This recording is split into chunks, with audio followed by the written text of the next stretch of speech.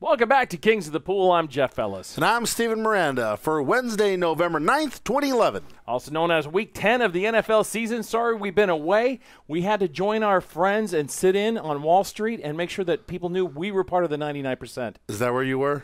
No, but then we realized we better get our butts back to work.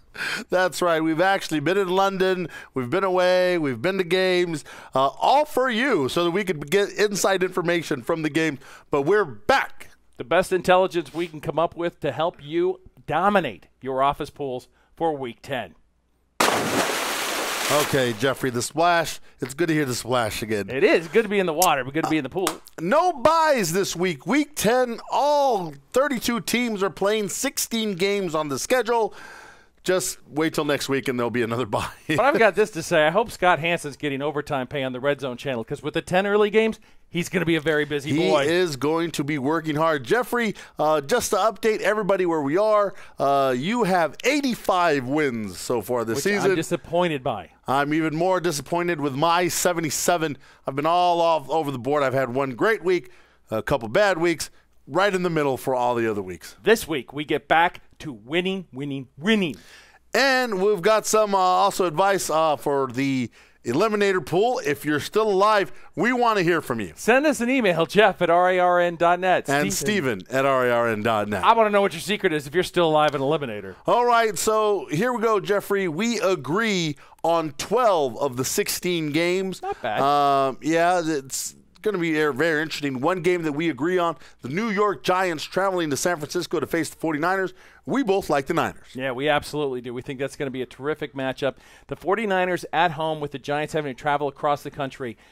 Frank Gore, he just runs hard. That's what the 49ers like to do, and it's what the Giants stink at most. That's right. Then the New York Giants are coming off an emotional last-second win over the New England Patriots. They kind of had to leave a lot of their soul and passion on the field just to get that win. Here they have to go on the road again.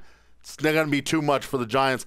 I like the 49ers in this one as well. Yeah, me too. So what we've got on the games that we differ on, you'll see here. Yes. New Orleans at Atlanta. I like it. I like New Orleans a lot. I don't like them by many points necessarily, Stephen. However, look, they've just been finding ways to win. I think Drew Brees is one of those MVP candidates that's flying under the radar, and I think their defense is stiffening and getting better. Well, yeah, he's thrown for over 3,000 yards. I agree with you. But did you see the Atlanta Falcons unleash Julio Jones last week, who exploded with an 80-yarder and a 50-yarder catches for touchdowns? I like the Atlanta Falcons in this one because they're at home. They know that they have to start defending their home field a little bit better. They get back on track here with a win against the Saints. And, Jeffrey, mind you, the Saints and Drew Brees, you said 3,000 yards already passing on that record for yards. Dan Marino, watch out. He's coming for you. In your rear view mirror. Now, the Tennessee Titans and the Carolina Panthers, you like Tennessee. I like Carolina at home. I'm taking the home team again, Jeffrey. Why do you like Tennessee? You're taking the home team everywhere, which makes me incredibly nervous. However, Tennessee, it's not how much I like Tennessee, how much I believe that Chris Johnson is returning to form finally. Yeah, well, he looked okay. He got over 60 yards last week rushing the ball.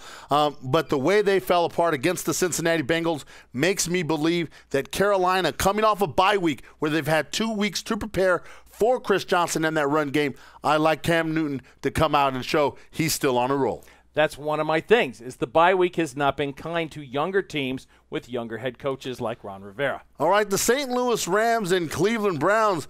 You've got the Rams, Jeffrey. You're going to have to defend why you're going to take a team that can't beat anybody, especially on the road. All right, now stay with me on this one. I lost $190 in Vegas last week because of the Rams. Yeesh. That should definitely put you off on the Rams for the rest of your life, but it doesn't because, Steven, they battled hard. They're working. They're getting healthier. Steven Jackson is still there. And Cleveland, I just don't think they're worth much at all, Steven. Well, yeah, but at home, in the dog pound, it's getting a little bit colder up there. I think the Cleveland Browns will take care of a Rams team that on the road have just been awful. Remember, their one win was that illusion against the New Orleans Saints. Smoke and mirrors. Now, the Jacksonville Jaguars at the Indianapolis Colts. Steven, you're going to have to defend this one because I've got the Jags, and you've got a team that, Oh, yeah, they haven't won a game yet. Yes, they haven't won a game yet, but the Indianapolis Colts are not going to go 0-16, and they're not an awful football team. You know who is an awful football team? The Jacksonville Jaguars. Now, I know they've won 2 games, and that should say something for the team, but they are just bad. Doesn't. Blaine Gabbert and if you just look at his line number, it is awful. His that's QB why rating is 46.9%, and that doesn't even get you in the same zip code as good. And that's why I like Curtis Painter to finally give Indianapolis their first win at home. I'll change my mind here. Then let's get to the challenge game now, where I'm up huge. An unprecedented 5-game lead, Jeffrey. Ouch! It hurts a little bit, but you know what? I'm going to go with those Browns to beat the Rams. No, it can't change. Well, yeah.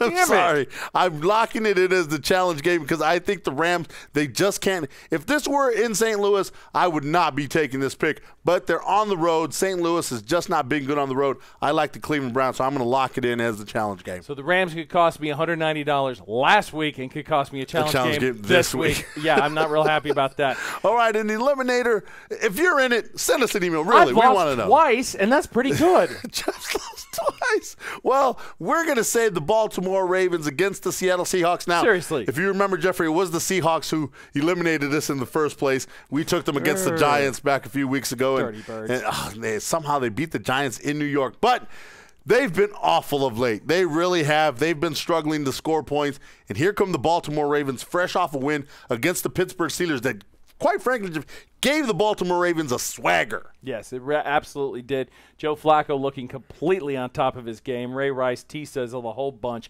looking really good. And finally, our locks of the week. We've got a good one for you. It's another over-under, NFLRNR.com. Check us out. Last week, we told you to take the 49ers to cover the 4 points against the Washington Redskins on the road.